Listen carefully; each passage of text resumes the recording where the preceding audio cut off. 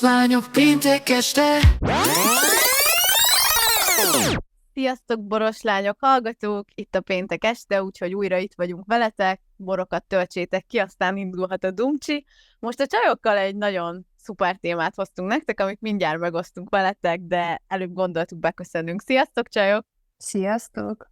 Szép estét nektek! Hellóka, sziasztok! Ez a hellóka olyan jó volt. Hellóka! Na képzeljétek el, azt a témát hoztuk nektek, hogy a párkapcsolatok.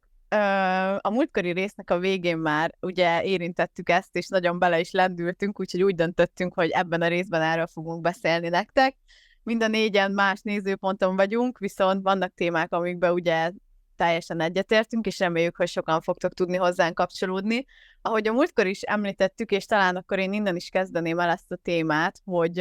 az, hogy milyen kapcsolatban vagyunk, vagy most ugye párkapcsolatokról fogunk beszélni, de hogyha az emberi kapcsolatokat is nézzük, akkor nagyban befolyásolja az, ugye, amit magunkkal hozunk generációkon át, vagy amilyen mintát láttunk, amilyen családban felnőttünk, akkor nagy eséllyel olyan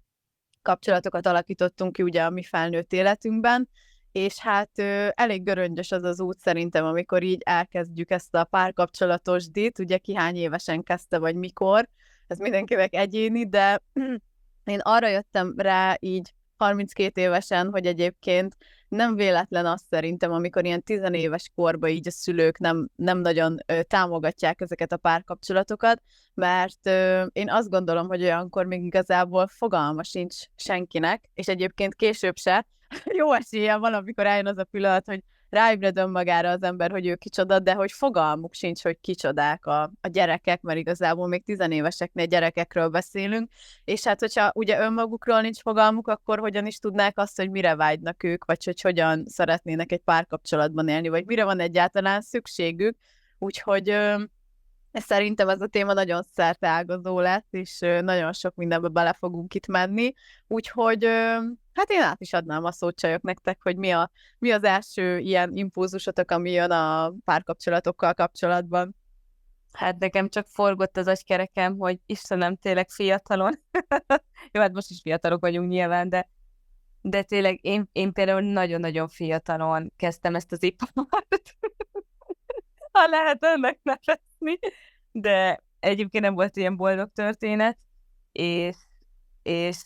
de már most hál' Istennek tudok rajta nevetni, de tény is való, hogy annyi idősen abszolút nem tudja az ember, hogy mit szeretne, csak jön ez a rózsaszín fátyolköd,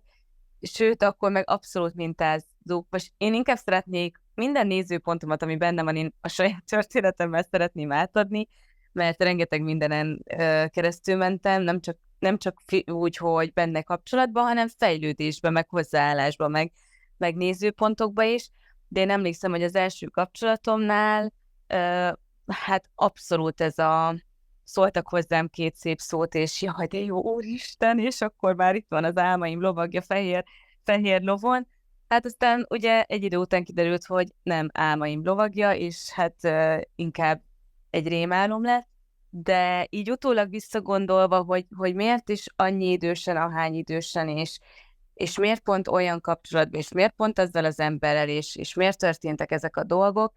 azért utólag már most ezzel a fejemmel megértettem mindent, hiszen nekem a szüleim akkor váltak el, szerintem én kerestem egy férfi mintát, akibe kapaszkodhatok, nyilván sok-sok mintát is megtaláltam benne, ami ismerős volt számomra a családi ágon, és egyszerűen hiába viselkedett velem úgy, ahogy, egyszerűen nem tudtam otthagyni. Hiába eljött a pont, amikor azt éreztem, hogy jó, oké, elég volt, de egyszerűen valahogy mindig elhittem, hogy hát megváltozik, persze megváltozik, de hát mindig rosszabb, egyre rosszabb és rosszabb lett, és csak úgy tudom megfogalmazni, ahogy mindig megszoktam, hogy volt egy láthatatlan köldögzsinór, ami igazándiból azt hittem, hogy hozzáköt, de nem, hanem rajta keresztül kötött egy olyan emberhez az életembe, akit ugyanúgy elveszítettem. Szóval nagyon-nagyon érdekes, és azért ennyi idősen, tizenpár évesen ennek abszolút nem vagyunk a tudatába, csak azt vesszük észre, hogy oké, ebből kilépek, kezdem előről, és valahogy mindig ugyanaz másolódik, ahogy velem is történt, mindaddig még egyszer annyira nem Tehát annyira éreztem például én is, hogy kiégtem ebbe, hogy valami, mindegyik hülye, minden férfi hülye, mindegyik idióta, tehát így fogalmaztam meg, aztán egyszer csak rá kellett jöjjek, hogy oké, hogy érdekes kapcsolataim voltak, de valami csak velem van, hogy mindig ilyenbe lépek bele, vagy mindig ilyet választok, tehát biztos kell lenni itt valami másnak, és bármi is történt velem, én nagyon hálás vagyok, hogy tök fiatalon ezt észrevettem, mert ez indított el egyébként az önfejlesztés útján, és nyilván mindig vannak egy kapcsolatban szerintem fejlődési pontok, mert ezt is már inkább így hívom, hiszen mind a ketten jövünk egy zsákkal a hátunkon, traumákkal, különböző hiedelmekkel, nézőpontokkal, és hát ezt szépen éveken keresztül oldogatjuk megfele, szóval hát érdekes dolgok ezek, de nem domálok tovább, mert még tudnék, inkább átadom valakinek a szót. Nagyon érdekes, mert pont ahogy a végén hallgattalak, hogy zsákot, vagy nem is tudom, puttantról, hogy mit mondtál, hogy cipelgetjük, és hogy folyamatosan oldjuk fel. Én lehet, hogy pont az ellenkezőjét érzem, mert nem tudom, lehet, hogy akkor egy nagyon szerencsés ember vagyok. Talán ugye azt már elmeséltem egy korábbi, vagy sőt, talán az első podcastban, hogy nekem a szüleim elváltak. Emlékszek arra, hogy jó volt nekik a kapcsolatuk, de leginkább arra, hogy már nem, és nagyon-nagyon sokat veszekedtek, és ezáltal ugye nagyon hamar fel kellett, hogy nőjek, egyedül nevelt édesanyám, vigyáznom kellett a kisöcsémre, és valahogy, hogy ott nagyon hamar felnőtté váltam, olyan, minthogyha ezt az egészet sokkal hamarabb értettem volna meg, hogy milyen volt az ő kapcsolatuk, mi miatt ért véget a kapcsolatuk, és hát akkor még biztos, hogy nem tudatosan, de valamit elindíthattam saját magamban, hogy én abszolút nem akarok egy ilyen párkapcsolatban benne lenni, és például nekem soha nem volt a párkapcsolatomban arra példa, hogy mondjuk olyan embert vonzottam volna be, amit én mondjuk átéltem a szüleimmel kapcsolatosan. Először volt egy, hát talán 4 éves kapcsolatom körülbelül, és azóta pedig egy 16 éves kapcsolatban élek benne tök boldogan, és nyoma nincs annak, ami ugye a szüleim kapcsolatában voltak, szóval nem tudom, hogy ezt szerencsének mondhatom-e, vagy hogyan, mi miatt alakul, de talán tényleg ezt tudom mondani, hogy én nagyon hálás vagyok nekik, azért, hogy ezt nagyon fiatalon megtapasztaltam, és megtanultam, hogy mondjuk milyen párt nem szeretnék magamnak, és talán a teremtésem már akkor elkezdődött. Nagyon jó hallgatni egyébként titeket, és annyi mondandóm van mindig minden egyes gondolatotokra, de nekem elsőre, ami jött, ez tényleg az volt, amit a Viri mondott, hogy gyerekként még azt se tudod, hogy te milyen vagy, mire van szükséged és társai, és nekem is olyan, mintha ez ilyen ellenpélda lett volna, mert azt hiszem 14 évesen volt az első szerelmem, és hát tudjátok, hogy az első szerelem az mindig ilyen úristen hatalmas, hát akkor történik meg életedben elsőre, hogy valaki téged szeret, és te viszont szereted, és jobb esetben, és nem megfelelően viselkedett szerintem velem, felemelte a hangját, az én viselkedésemhez képest agresszívebben viselkedett, nem velem, hanem úgy ilyen dühkitörése volt, és tök érdekes, mert akkor annó, gondoljátok, az első szerelemnek azt mondtam, hogy nem, nekem erre nincsen szükségem, úgyhogy te erre, én meg arra. Holott gondolhatnánk azt, hogy jó, hát akkor nem is biztos, hogy igazian nagy szerelem volt, de szerintem nem ez volt, hanem én ott már akkor azt tudtam mondani, hogy nekem arra nincsen szükségem az életemben. Én nem ilyen vagyok, én nem tudnék büszke lenni egy ilyen társra mellettem, felnézni sem tudok rá, úgyhogy akkor a legegyszerűbb, ha ketté válunk, akármennyire is fáj. És ez amúgy tök jó érzés, hogy 14-15 évesen már ilyen kis bölcselet gondolatokkal bírtam, de ha belegondoltak, akkor ez tök szuper egyébként, hogy így alakult, és hogy már akkor meg tudtam magamnak fogalmazni, hogy mire van szükségem, és mire nincs szükségem. Úgyhogy ez tök jó érzés volt, amikor így felhoztad, mert úgy olyan kis, nem tudom, büszkeséggel töltött el, hogy ez számomra így alakult, vagy így történt. De egyébként a legutolsó podcastunkban pedig tök jó volt, amikor így feljött az, hogy ilyen nézőpont, olyan nézőpont, és hogy most nyilván még mélyebben bele fogunk menni párkapcsolatokba, és ugye ott én rögtön felhoztam azt, hogy az energiák, és hogy bátorítom a nőket arra, hogyha nem megfelelő számukra, ha el vannak nyomva, ha nem érzik jó magukat, hogy akkor igenis lépjenek ki. És akkor tök jó volt, hogy a Brigi vagy a Vivi, nem tudom már pontosan, így behozta azt, hogy hát okés, de hogy ezt valahonnan hozzák. És akkor, hogy mit tudom, generációs, akármi, családban történt minták, viszont érzik, látják ezeket a mintákat, otthonosnak érzik, tehát ezek bizonyos kapcsolódási metódusok a másikhoz, de hogy tök jó érzés volt az, hogy amíg úgy mondhattam volna magamra, hogy basszus, Alexandra, te most ítélkeztél? Nem ítélkeztem, de rájöttem arra, hogy nagyon könnyen lehet egyébként ítélkezni, és gyakran hajlamosak vagyunk arra, hogy mit tudom én, ott van a szomszéd, és akkor látjuk, hogy veszekedések vannak, és egyfolytában repül valami, és akkor hát biztos ennek így van, és akkor apasi ezt csinálja, és akkor a nő ezt csinálja, de hát amögött, a sztori mögött még egy egész légballonnyi történet van, mint a világegyetem, amit mi nem is ismerünk, de ugye hajlamosak vagyunk már rögtön elmondani az élettörténetüket, hogy ez azért történt úgy, meg az azért történt úgy. És tök érdekes, mert egyből, amint figyelmeztetem magamat ilyen esetekben, hogy Alexandra, nem tudod az egész valóságot, nem tudod az egész történetet, úgyhogy vegyél szépen vissza magadba, és ők majd lerendezik úgy azt, ahogy szeretnék, és őket pont most ott összetalálta a sors, és addig lesznek ott együtt, és addig fogják dobálni a tányért,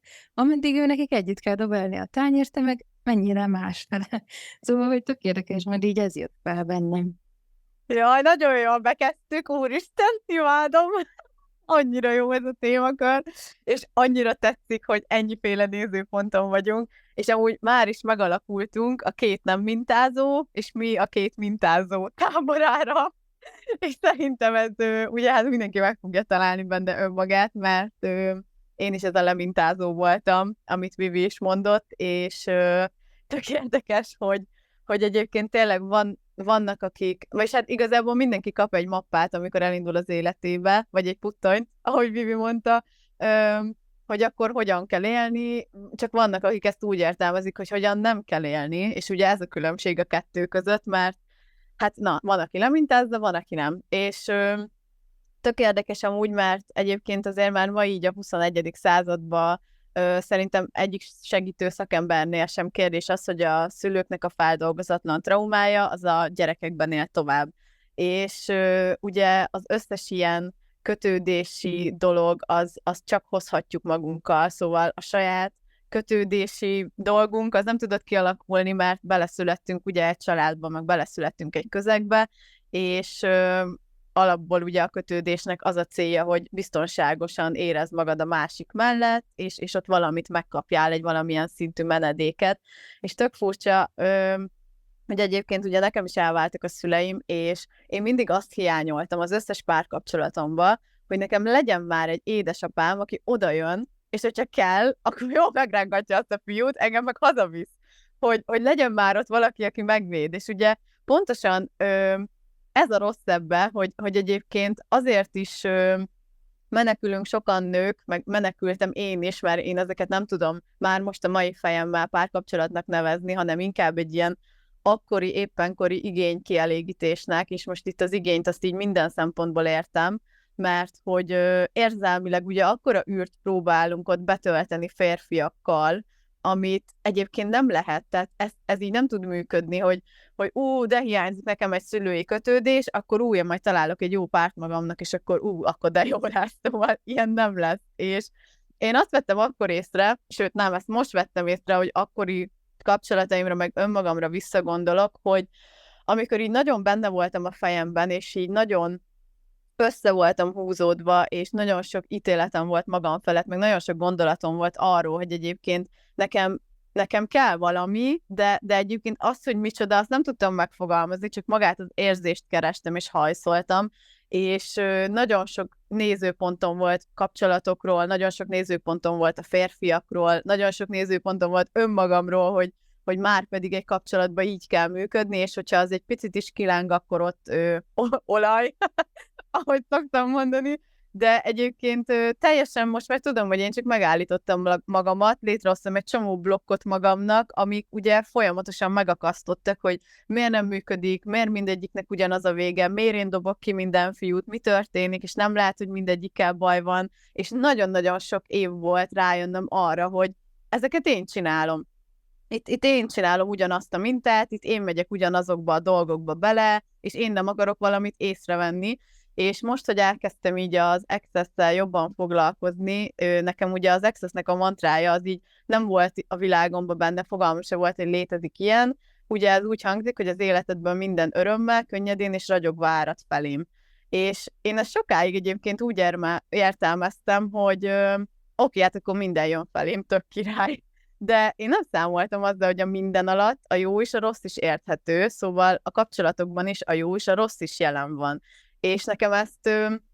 nehéz volt megértenem ilyen 20-as éveimben, hogy ha egy kapcsolat nem volt tökéletes, akkor én azt gondoltam, hogy akkor az nem működik, és azt nem lehet helyrehozni, és akkor nem tudom azzal mit kell csinálni, akkor én szenvedek benne, ameddig kell, aztán majd történik valami, de én azt gondolom egyébként, hogy önmagunknak a vizsgálatával kezdődnek így a kapcsolati dolgok, és akkor tudhatjuk egyáltalán, hogy mikor kezdjünk kapcsolatba, vagy hogy milyen kapcsolatot szeretnénk, hogyha a saját magunkkal tisztában vagyunk, és hogyha azt tudjuk, hogy mi kik vagyunk, és mire van szükségünk, de még tudnék erről beszélni, úgyhogy most átadom a szót, aztán majd visszatérek.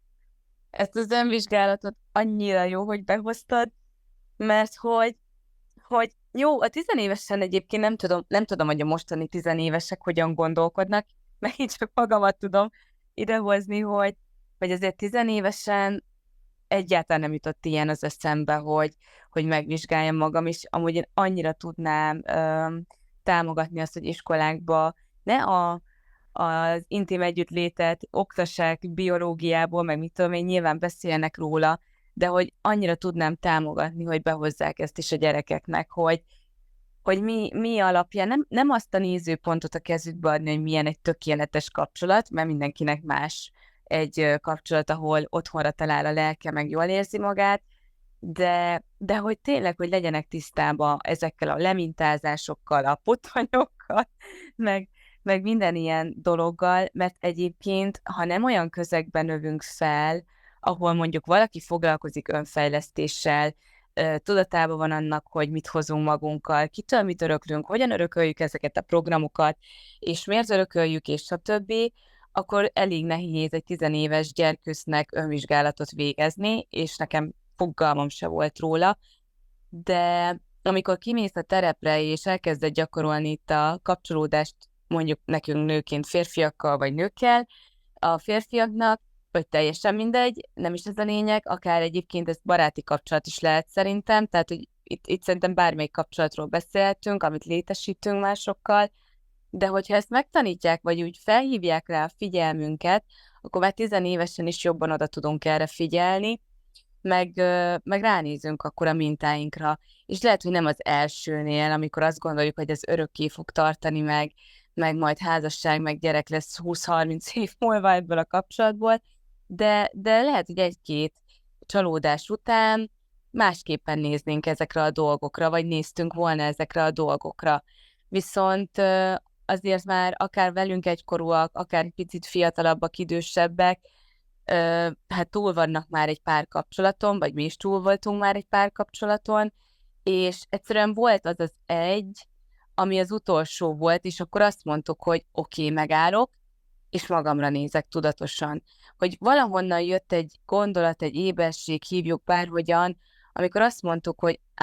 jól van, oké, eddig lehetett hibáztatni mindent és mindenkit, meg utálhatok mindent és mindenkit, meg bevehetjük azokat az ítéleteket, hiedelmeket, hogy jaj, nem egy férjez, menni hülyeség, az összes pasi hülye, látod, így fogsz járni, mint én, meg sorolhatnám, hogy ugye miket hallunk, meg miket veszünk be, és azt mondja, hogy nem, ez nekem nem igaz, én teljesen más szeretnék választani. Én hiszek abban, hogy van ez valahogyan másképp, de akkor vajon én saját magamon mit tudok változtatni, hogy ez változzon? Mit tehetek én azért, hogy ez az egész párkapcsolati dolog az én életemben úgy alakuljon, ahogy szeretném. És nyilván nem így megfogalmazva, de annó én is így ültem le, elővettem a kis füzetemet, és mindent kiírtam magamból, amit így felismertem, hogy hogyan működtem egy kapcsolatban, mibe kerültem bele, még a hasonlóságokat is észrevettem a férfiakba, akik voltak az életembe, és így nagyon-nagyon megdöbbentő volt ezt látni, hogy mennyire hasonló és egyforma minden, a helyszín meg az emberek voltak másak. És ilyenkor már okolhatjuk a másikat, de szerintem rajtam ez segített a legjobban, hogy felelősséget vállaltam azért, hogy ezeket én teremtettem, és nem ítélem el magamat azért, mert én ilyet teremtettem magamnak, csak egyszerűen, ha ezt meg tudtam teremteni, meg tudok mást is teremteni, olyat, amit én szeretnék, és rengeteg elengedést kellett csináljak, rengeteg megbocsájtást, nagyon-nagyon sok mindenen túl voltam, amire azt tudom mondani, amikor azt tudtam már mondani, hogy oké, akkor készen állok. És tudjátok, mi volt a legdurvább? Hogy amikor így megszabadultam ezektől a dolgoktól, még ha nem is teljesen, de már azért sok mindentől, és tisztában voltam azzal, hogy mit is akarok én, ki vagyok én, mint nő egy kapcsolatban, hogyan szeretném érezni magam, mit adok a másiknak, én mit kapok, sorolhatnám. Egyszerűen hiába mentem el randizni, 2 perc után tudtam, hogy ez nem az, ő nem az, ő még mindig nem az, ő még mindig nem az, és rengeteg randin emlékszem, túl voltam, amikor így váratlanul jött az életembe az a férfi, aki mai napig a férjem, és nem mondom azt, hogy mindig felhőtlen a kapcsolat, mert mindig van megoldandó feladat, de megvannak azok a dolgok, energiák, ami által azt érezzük, hogy igenis megéri tovább menni. Na, mindegy, megint sokáig dumáltam, de ezeket hoztad így ki belőlem, Brigi. Visszaadom a szót nektek. Amúgy nagyon örülök, hogy behoztátok ezt az önvizsgálatot, mert ahogy ezt kimondtátok, elkezdtem a saját szituációmon gondolkodni, és rájöttem, hogy hát azért én is elég rendesen mintázó voltam. Csak elsőre én úgy értettem, nevezzük akkor már mintázásnak, hogy mondjuk megteremtem azt, hogy a párom olyanná válik, és belekerülök egy ugyanolyan kapcsolatba, holott magamra kellett volna, hogy gondoljak, és igenis egy nevelési formát, vagy nem is az, hogy nevelési forma, hanem hogy mit láttam gyerekként, olyanná váltam, mint az egyik családtagom. És itt megint mondhatnám azt, hogy hát lehet, hogy nagyon szerencsés vagyok, hogy mondjuk inkább nevezzük úgy, hogy jól tudok teremteni, hogy olyan párt teremtettem magam mellé, aki már nagyon korán elkezdett foglalkozni az önfejlesztéssel. Mert hogy a kapcsolatunk elején nagyon sokszor mintáztam ezt az adott személyt, szerintem szerettem csinálni a műbalhékat, a műveszekedéseket, hirtelen haragos voltam, felkaptam a vizet, meg még sorolhatnám az ilyen példákat sajnos magamról, de hogy nagyon jó volt, hogy ő ezt felismerte, és nem úgy, hogy na jó van, erre nekem nincsen szükségem, és szevasz, hanem megvolt a kommunikáció. És azáltal, hogy ő belelépett az életembe, és mutatta a helyes utat a kommunikációjával, vagy kinyitotta a szememet, hogy amúgy ezzel a viselkedéssel olyanná válsz, akivel nem szeretnél válni, így rájöttem, hogy basszus, tényleg ezek változtatnom kell. És kellett egy bizonyos idő, de viszont sikerült, mert folyamatosan bejött ez az életembe, hogy igenis önvizsgálatot tartottam. Hogyha mondjuk egy veszekedésbe benne voltunk, akkor elgondolkodtam, hogy na várjál csak, mi váltotta ezt ki, hogyan viselkedtem? Ja úgy, mint ő, na akkor most azonnal bocsánatot kérsz, és változtatsz önmagadon. De ez is mind idő, és szerintem ez egy kapcsolatnak egy fontos alapja, egy megfelelő kapcsolatnak, hogy folyamatos a fejlődés, és hogy tényleg együtt fejlődjetek ezen az úton. És ez mellett maga a kommunikáció, és nem tudom, hogy ti erről mit gondoltak, hogy mi számotokra az egyik legfontosabb, vagy mik a fontos dolgok egy jó kapcsolatban, de én mindenféleképpen a kommunikációt azt kiemelném. Szerintem egyébként az egyik legfontosabb dolog az, hogy az egónkat félre tudjuk rakni. Mert igenis azok az első összezőrrenések, vagy nem összezőrrenések, de hát ez nekem tetszik a másikban, vagy nem tetszik, amikor megpróbálod felfedezni a vele való kapcsolatodat, és az ő emberi mi voltját, hogy hogyan viselkedik egyes szituációkban. Az első az szerintem, hogy ugye az egót félre tudjuk tenni. Ezt értem az alatt, hogy nem megbántottnak érezni magadat azért, mert a másik cselekszik valahogy.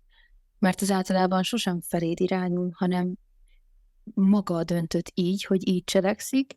azt, hogy hogyan cselekedett, azt pedig a múltbéli tapasztalataiból hozta, vagy abból, amit nem ő tapasztalt meg, hanem ugye a felmenői szülei és a nagyszülei, ahogy viselkedtek a kapcsolataikban. És szerintem ez kulcsfontosságú dolog lehet, mert amint félreteszed az egódat, arra koncentrálsz, hogy a másik miért csinálhatja így, miért mondhatta így, miért viselkedhetett így, és már is nem azon gondolkodsz, hogy hát velem senki ne viselkedjen így, hát nekem senki ne mondjon ilyet, mert abból igazából jó dolog nem sül ki, szóval, hogy előre nem haladsz vele, talán hátra haladsz vele, de maximum egy helybe toporogsz, de ennek nincsen így megoldása, szóval szerintem az ego az nagyon fontos. Úgyhogy én ezt mondanám így elsőnek. Nekem 2 dolog jött fel erre a kérdésre, Dóri. Az egyik a megértés, és pont az első podcastunkban beszélünk is erről, hogy megfelelő kommunikáció nélkül nem működik egy kapcsolat, és megértés nélkül sem, hiszen hiába kommunikálsz, ha a másikban nincs a szándék, hogy megértsen. Szóval ez a 2 szerintem így nekem egy helyen van, és a másik dolog pedig a megengedés, hogy megengedjük-e a másiknak, hogy azt létezze, ami ő maga. És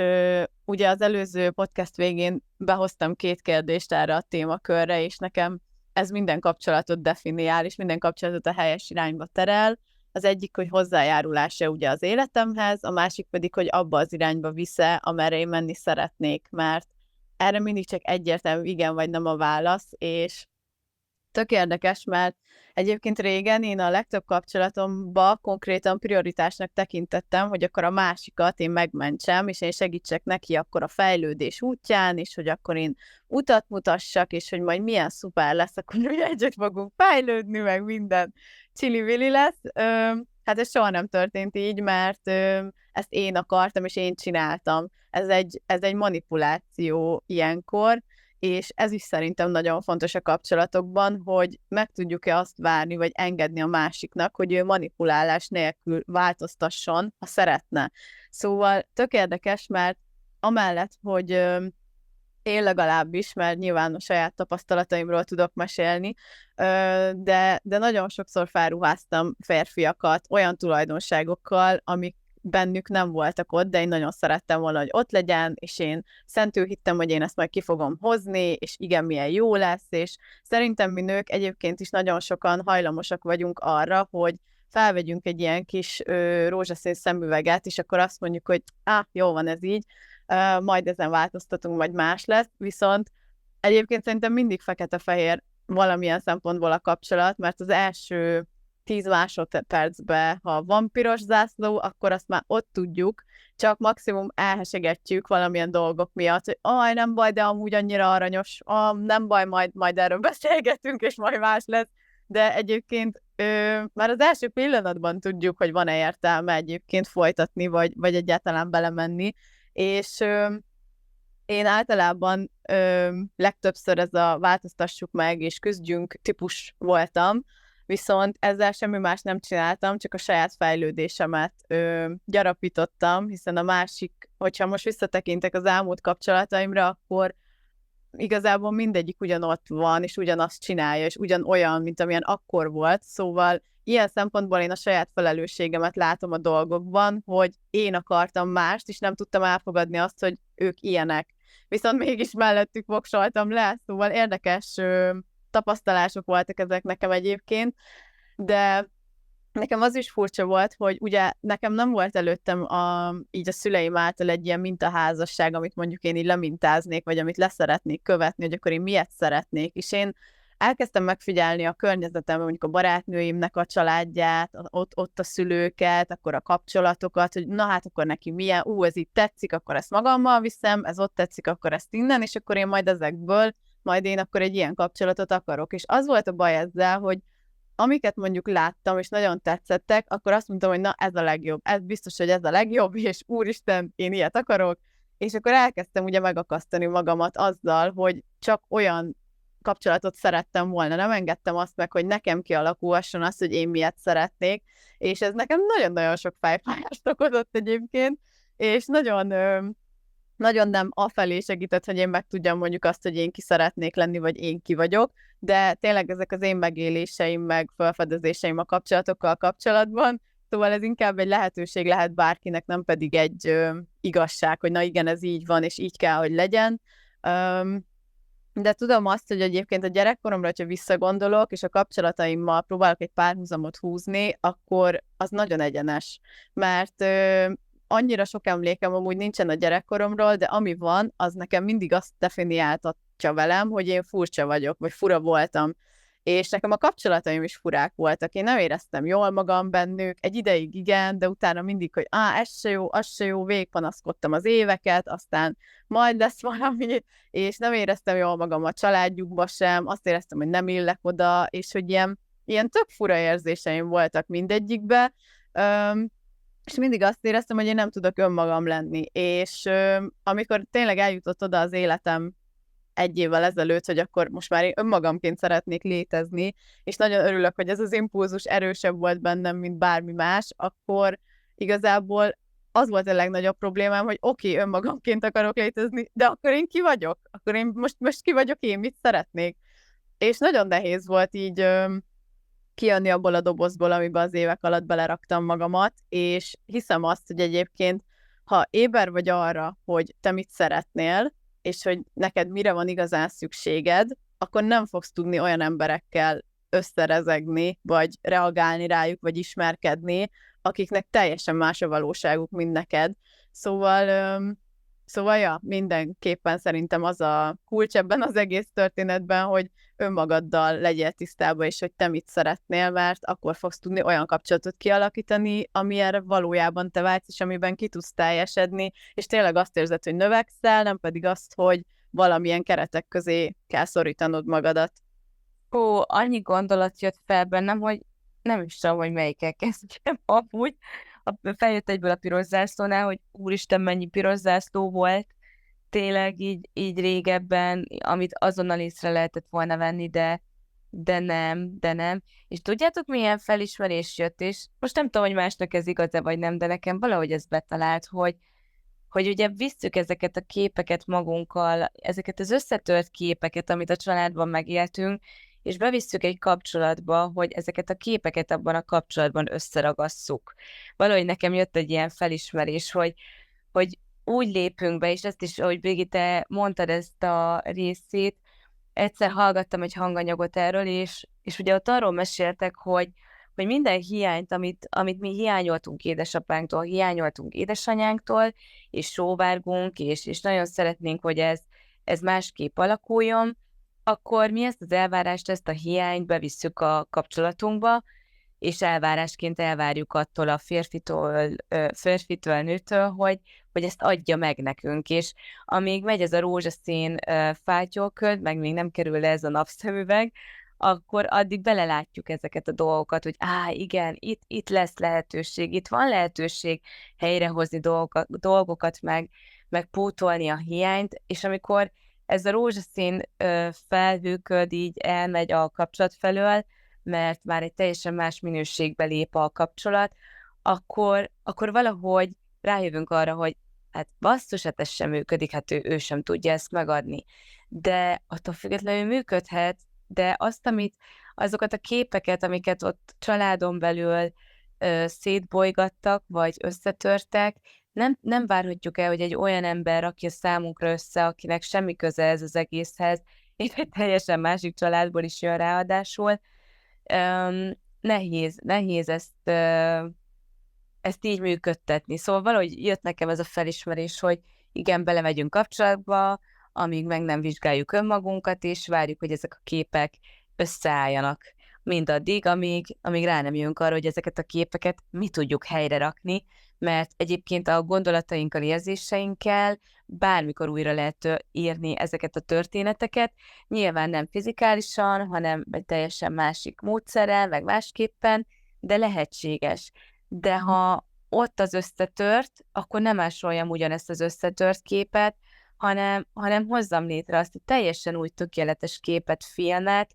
amit én igazából szeretnék. Vagy hogyha ilyenkor elgondolsz a gyermekedre, akivel lehet ott van veled, lehet, hogy még most fog érkezni, hogy vajon te mit szeretnél neki? Azt, hogy ezt az összetört képet másolja le, amiben lehet, hogy jelenleg is benne vagy, ezt a hallgatóknak mondom, vagy szeretnél egy teljesen más képet adni neki, egy nem tökéletes képet, hanem egy ilyen magasabb energiájú képet, hogy legyen egy olyan alapja, hogy igenis tudja, hogy mi az a kapcsolat, ami számára igaz, de mégis boldoggá tesz, és folyamatosan fejlődhet benne, és otthonra találhat a lelke, és sorolhatnám. De ehhez, és megint visszakanyarodok a Brigi utolsó gondolataihoz, hogy ehhez viszont abszolút kell az, hogy magadra nézz. Milyen képek törtek össze benned, kikre haragszol, kiket utálsz, mi az, ami idegesített a családodba, a szüleidbe, mi az, ami hiányzott, mit szerettél volna jobban, és add meg akkor magadnak, de nem várhatod el a másiktól, hogy ez így legyen. Nyilván a másik ugyanilyen képekkel jön, és azért szokták azt mondani, hogy két tudatos embernek, két egész embernek szükséges találkozni ahhoz, hogy egy kapcsolat olyan alapokat kapjon, amivel azért tényleg lehet bőségesen dolgozni. Ettől függetlenül ez nem azt jelenti, hogy lehetetlen, hogyha nem így érkezünk meg egy kapcsolatba, de tisztába kell lennünk azzal, hogy a másiknak is van egy jó pár adag összetört képe, nekünk is van egy jó pár adag összetört képünk, de ha ezeket összerakjuk és ráismerünk, és ismerjük, hogy a másik működése mögött amúgy mi is áll valójában, milyen gyerekkori trauma, milyen gyerekkori sérelem, miért kapta elő ezt a gyermeki énjét, azért sokkal-sokkal másképpen tudunk egymáshoz hozzáállni, és megint Brigihez kapcsolok vissza, hogy viszont ez is csak akkor, ha mind a két fél partner ebben, mind a két fél tudja ezt az egészet így kezelni, és megvan a kapcsolatnak az a közös célja, amiért ezt érdemes is megtenni. Gondoljátok azt el, hogy hány kapcsolat végződhet úgy, hogy elhagynak valakit, és az elhagyott fél nem tudja az okát, a pontos okát, és akkor elkezdi magát hibáztatni. Ami végső soron egyébként lehet, hogy jó dolog, mert elkezdi magában keresni a hibákat, csak nem biztos, hogy jó következtetésre jut. De tegyük fel, hogy egy olyan kapcsolatban volt, amit most itt feszegettünk, hosszú perceken keresztül, hogy voltak olyan elvárásai a másikkal kapcsolatban, amit csak úgy belelátott, mert ő neki egy hiány, egy űrt kellett, hogy betöltsön az a kapcsolat, illetve olyan mintákat hozott a szülőktől, amit nem tudatosan, de igenis véghez vitt. És gondoljatok azt el, hogy az a másik félnek fogalma sincsen arról, hogy de őt minek képzeled el? Tehát ő csak benne van egy kapcsolatban, és egyszer csak azt érzi, hogy hát, úristen, én őt nem is ismerem, hát ő most megint miért reagált így, vagy mi van ezzel? És a másik félnek nincsen fogalma arról, hogy de neked milyen fals elvárásaid vannak. És nem, hogy teret nem érez, hogy megvalósíthassa önmagát, és azon felül esetleg a ti kapcsolatotokat jobbá tegye, vagy fejlessze, hanem vannak olyan rejtett elképzeléseid, amit ővele nem is ismertettél. És nap mint nap ezeket támasztott felé, és utána még a végén téged hagynak el. Hogy ez egy nagyon-nagyon-nagyon-nagyon rossz érzés, mert nyilván sérül az egód, többet képzeltél bele a dologba, és utána nem lett belőle semmi. Tehát ott már van akkor egy ilyen hiányérzeted, ne adj Isten, még tényleg szerelmes is vagy belé, de hogy egyébként ez egy egyszerű képlet, ha belegondoltok. Ennek csak annyi lenne a képlete, hogy semmilyen elvárást nem támasztok felé, és megadom a teret neki, hogy legyen önmaga. És önmagaként létezhessen. És én is önmagamként létezem. És szerintem ez nekem egy tök érdekes dolog volt, hogy úristen, mennyi kapcsolat mehet úgy gajra,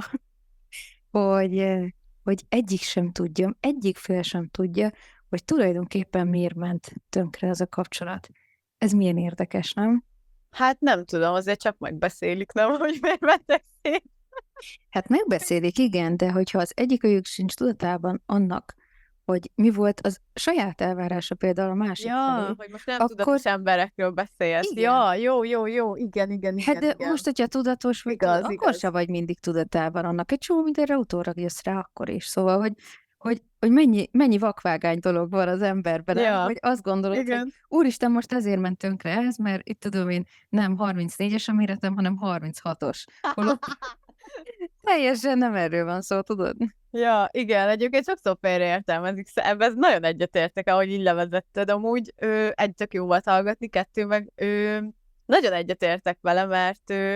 annyira sokszor azt látom, hogy mondjuk vannak olyan kapcsolatok, amiket így kívülről azt gondoljuk, hogy fú, hát ezeknek nagyon bomba, hú, de jó nekik, és akkor egyszer csak így paf, vége van. Mert ugye senki nem tudja, hogy zárt ajtók mögött kinél mi történik, és én nagyon sokszor hallottam, hogy és amúgy miért mentetek szét? Hát nem tudom. És ott valószínű, hogy ez történhetett, amit te most elmondtál, és én sose értettem, hogy nem lehet tudni. És hát igazából így, ahogy elmondtad. Nagyon jó. Nekem még az is fura volt, képzétek el, az egyetemen volt egy szaktársam, aki akkor kezdett el randizni a párjával, egyébként azóta is együtt vannak, de hogy nekem tök fura volt az, hogy így mesélte, hogy megismerkedett valakivel, bla bla bla bla, bla mennek randizni, és hát 4:30 jön, úgyhogy, és akkor ránéztünk az órára, hát 5:30 volt, és akkor, hát miért nem mentél még le? Hát már meg kell váratni. És így mondom, mi van? Szóval, hogy én nekem ez alapvetően ezek a játszmák, tudjátok, annyi párkapcsolati játszma van, meg nem csak párkapcsolati, hanem más kapcsolati játszma is van, hogy számomra, én nem tudom, hogy azért, mert kos vagyok, vagy túlságosan a realitás talaján élek, és így gondolkodok, de hogy nekem ez annyira nem valóságom, és annyira nem fér bele, hogy játszmázzak a másikkal. Na most akkor komolyan gondolom, vagy játszok, nem? Tehát, hogy nekem ez így nem fér össze, de mondjátok, hogy erről mi a véleményetek. Nekem ez is egy ilyen elvárás energia, hogy én elvárom, hogy egy órát várjon még rám pluszba, mert akkor ezzel bebizonyítja, hogy én tényleg fontos vagyok neki, tehát, hogy megint ezzel valamilyen hiányállapot van emögött, amivel neki biztosítani kell azt, hogy ő tényleg fontos, és ha az a pasi értem vár egy órát úgy, hogy hülyének nézem, nyilván ezt ő nem tudja, de vár rám egy órát csórikám ott a kaputelefon előtt, és én meg majd 1 óra késéssel megjelenek Miss Madonnába, akkor majd ő megérdemel, mert bebizonyította, hogy na, én neki tényleg fontos vagyok, én se tudok ezzel azonosulni, nem ítélem azt, aki ezt csinálja, de én úgy gondolom, hogy ha egy kapcsolat elindul, tehát hogy ott kell legyen az őszintesség, a hála, a megengedés, és minden egymás, és az, hogy tényleg ne hiányállapottal menjünk oda, hanem minden hiányunk, ami volt, és nyilván folyamatos fejlődés lesz, tehát mindig kibukik majd valami még, amit meg tudunk fejlődni, de hogy basszus tényleg úgy menjünk oda, hogy oké, most vele találkozok, nem tudom még milyen lesz, de nem várok el tőle semmit, hanem megélem azt a kapcsolódást, amit éppen akkor azzal az emberrel megélhetek, és lehet, hogy mondjuk 1 órára találkoztunk, és utána nem fogunk, lehet, hogy 2 hét múlva fogunk szétvenni, de az is lehet, hogy 10 év, 20 év együtt fogunk megöregedni. Nem lehet tudni. És én szerintem, én azt mondom, hogy én megtisztelem a másikat, és meg is tisztelném azzal, hogy nem szivatom, hanem tényleg kíváncsisággal, érdeklődéssel, de megengedésbe megyek oda hozzá, és megnézem azt, hogy mit fogunk tanítani egymásnak. Mert annyira jó volt, egyszer hallottam ezt is egy hanganyagban, hogy mi van akkor, hogyha nincs is rossz kapcsolat, vagy nem kell azt, hogy utáljuk egymást azért, mert mondjuk véget ért, hanem egyszerűen csak nem tartott örökké. És nekem ez is egy olyan mondat volt, ami így abszolút bennem maradt, teljesen megmaradt bennem. Szóval, hogy miért nem tudjuk ezt így csinálni, hogyha megyünk randizni, hogy jó, hát akkor most vele találkozok, most ez így hozta az élet, és megélem minden pillanatát, és tisztán kapcsolódok a másikkal, mert nem várom el, hogy holnap is itt legyen, vagy nem várom el, hogy egy hónap múlva is itt legyen, és persze ezt egyébként ilyenkor nagyon könnyű mondani, higgyétek el, hogy azért az én kapcsolatomban sem működik ez mindig így. Nekem is, mikor nyomulnak a gombjaim, rögtön észreveszem, hogy átmegyek 3 éves hisztis elváró gyerekbe, és elvárok mindent. Aztán így az utóbbi időben rájöttem arra, hogy valóban nagyon nehéz az, hogy hagyjuk a másikat menni a saját útján, akkor is, hogyha esetleg nekünk az nem túl önazonos, de de magunkra nézhetünk ilyenkor is, megnézhetjük, hogy mit miért teremtettük, mit kell nekünk ebből megtanulni, és amikor megtanuljuk ezt a leckét, és azt választjuk, amit igazán szeretnénk, az úgy is eldönti, hogy közös-e az út, vagy sem. De ez is egy megengedés, hogy megengedem, hogy mindenki úgy lépje az útját, ahogy szeretné, és haladjunk úgy, ahogy annak lennie kell. Hát én a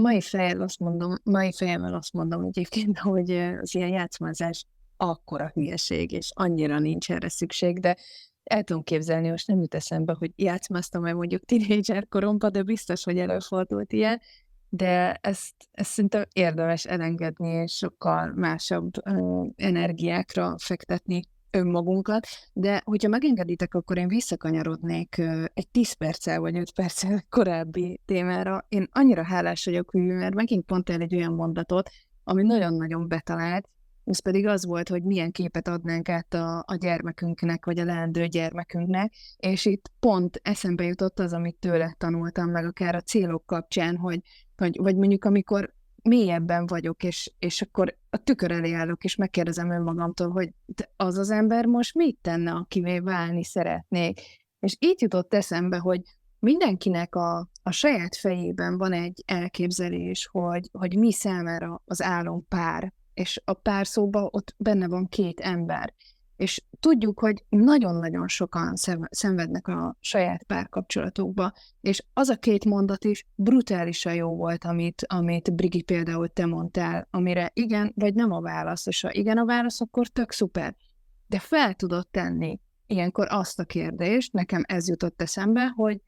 egyébként én akkor ezt a képet átadnám a gyermekemnek? Olyan képet mutatok? Olyan kapcsolatban vagyok benne? Amit én mindig is elképzeltem, mert szerintem tényleg csak sokan így próbálják túlélni a mindennapukat, és csak úgy eléldegélnek egymás mellett, valószínű, hogy többet vitáznak is, vagy már mondjuk érzik azt, hogy valami nem oké, akkor tegyék fel ezt a kérdést, és ez már szerintem el tudja indítani önmagát az önvizsgálat útján is, mert mindig először saját magunkba kezdjünk el kutakodni, keresni a dolgokat, és ha szükséges, akkor persze azon változtatni, de szerintem ez a kérdés, mondom, ez nálam nagyon beütött, de hogy ez a kérdés, ez nagyon ott van, hogy tegyétek fel, hogyha úgy érzitek, hogy nem egy megfelelő párkapcsolatban vagytok, akkor tegyétek fel ezt a kérdést, és vizsgáljátok meg. Bocsi, hogy visszakanyarintottam, és elmentem a másik témáról, de ezt mindenképp el szerettem volna mondani. Szerintem tök jó, hogy visszakanyarodtál, mert nagyon értékes dolgokat osztottál meg, úgyhogy meg hát igazából témában vagyunk, szóval szerintem teljesen idevágott minden. És nekem az jutott közben eszembe most, amiket mondtál meg, hogy így a gyereknek továbbadni, meg ilyesmi, hogy egyébként szerintem sokszor az emberek nincsenek tisztában a saját kötődési mintázatukkal, és fogalmuk sincs arról egyébként, hogy ők milyen mintát hoznak tovább. Ezt nem lehet irányítani egyébként, ezt mindenki hoz egy mintát, ezt fel lehet ismerni, és utána el lehet engedni, lehet vele dolgozni, de sokan még csak a felismerésig sem jutnak el, és emiatt azt sem tudhatják, hogy egyébként az tényleg mondjuk egy szerelem, vagy csak egy transzgenerációs traumakötődés, ami totál más, ami ki fogja elégíteni mindig is a szorongást, meg a félelmet, de egyébként a kapcsolati minőségnek azt a magasabb rendű lényét, vagy nem is tudom, hogy mondjam, mi voltát, azt nem tudja megtapasztalni az az ember, aki egy traumakötődésben van benne, mert fogalma sincs róla, hogy milyen lehet az, amikor szárnyalsz, és hogy nincsenek keretek és korlátok, hanem tényleg egymás mellett tudtok létezni nyugodtan, talán a nyugodtság a legjobb szó, és egyébként lehet, hogy a következőt, amit mondani szeretnék, a sokaknak így nehéz lesz befogadni, de próbáljátok meg, ha van kedvetek, ha nincs, akkor ne, de hogy szerintem úgy indítják a legtöbb ember a kapcsolatot, hogy mivel én szeretlek, ezért neked is szeretned kell engem. És akkor ugye igazából egyből birtokba is veszik egymást az emberek, hogy na hát én félek, hogy elveszítelek, úgyhogy én szeretlek, úgyhogy már pedig te is szeretsz engem, és akkor így nem veszítjük el egymást, és akkor ez így van. De egyébként van erről egy másik nézőpont is, ami sokkal szabadabb, és a lényegen nem változtat, hogyha 2 ember szereti egymást, és együtt szeretne lenni, akkor együtt lesznek. Az pedig az, hogyha én szeretlek,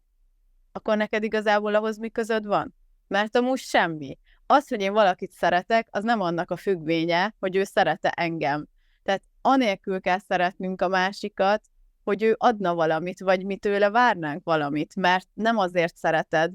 mert akkor igazából az egy önös érdek. És hogyha úgy vagytok vele mind a ketten, hogy egyébként én szeretlek téged, és ez teljesen rendben van minden nélkül, akkor ott mind a két fél annyira csodálatosan ki tud kerekedni társ és minden egyéb függőség nélkül, hiszen ott már nem egy szorongó kötődés, vagy egy frusztráció kielégítése köti őket össze, hanem ez egy egyszerű szabad áramlás, egy tény, hogy én szeretlek téged így, ahogy vagy, és bármilyen is vagy. Szóval szerintem nagyon érdemes megvizsgálni azt, hogy milyen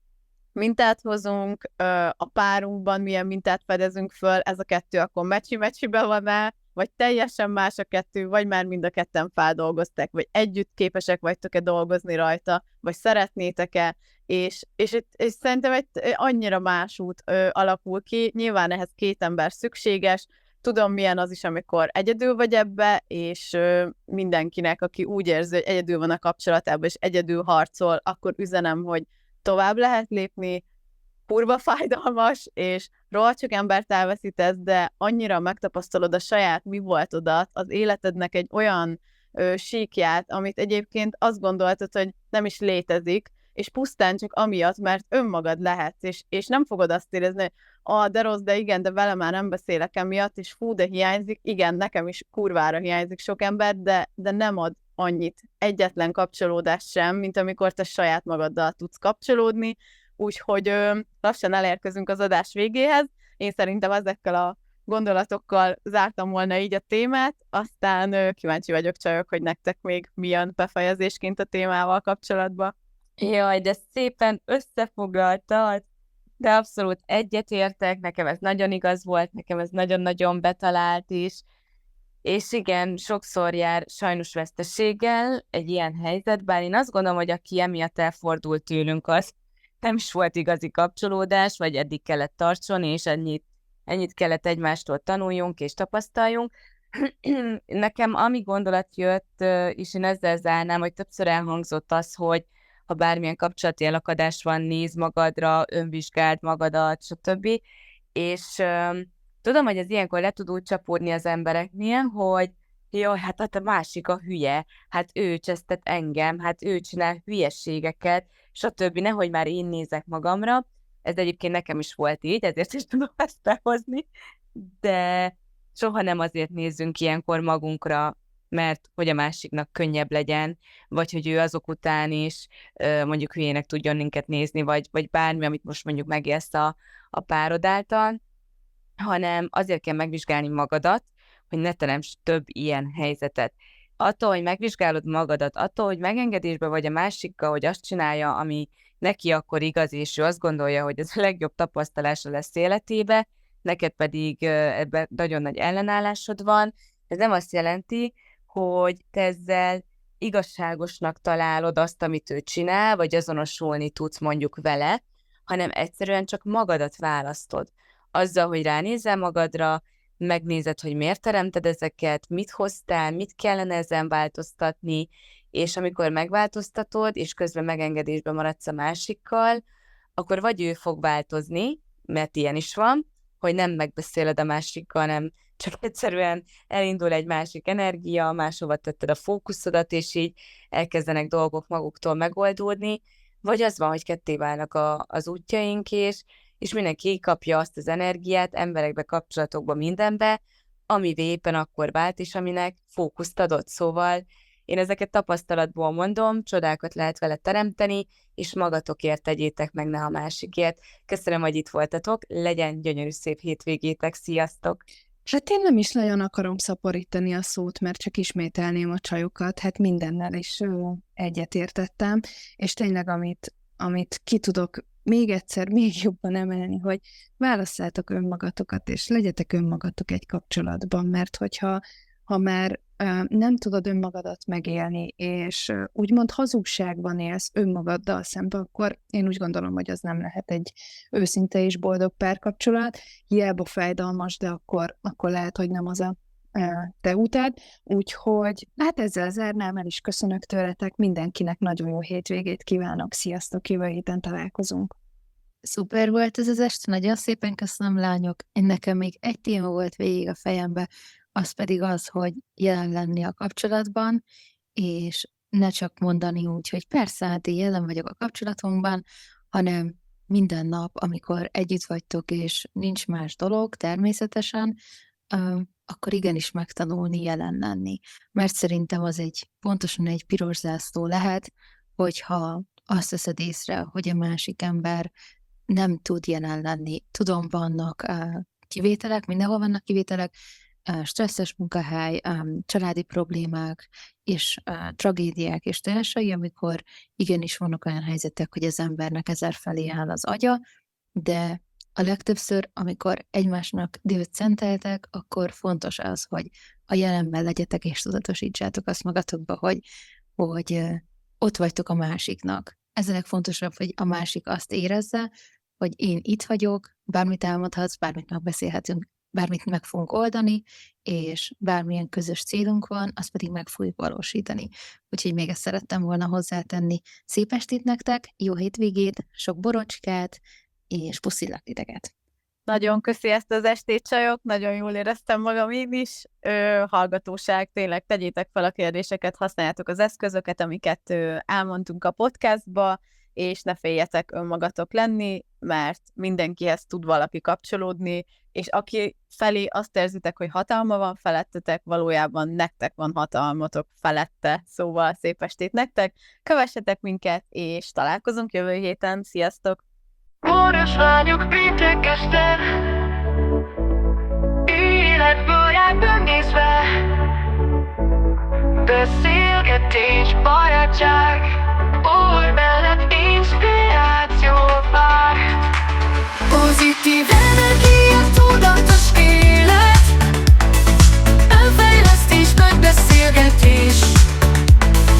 párkapcsolatok, nagy gondolatok, együtt élvezzük az élet minden pillanatát. Boros lányok péntek este, életbarát böngészve,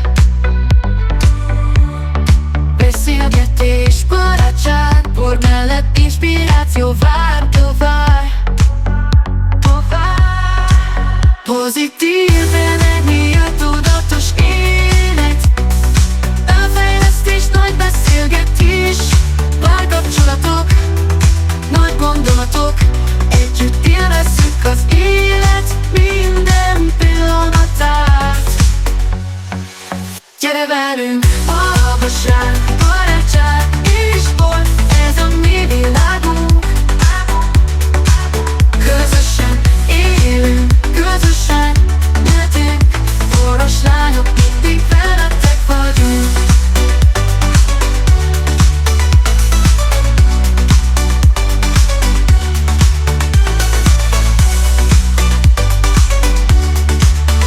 Boros lányok, mindig felettek vagyunk.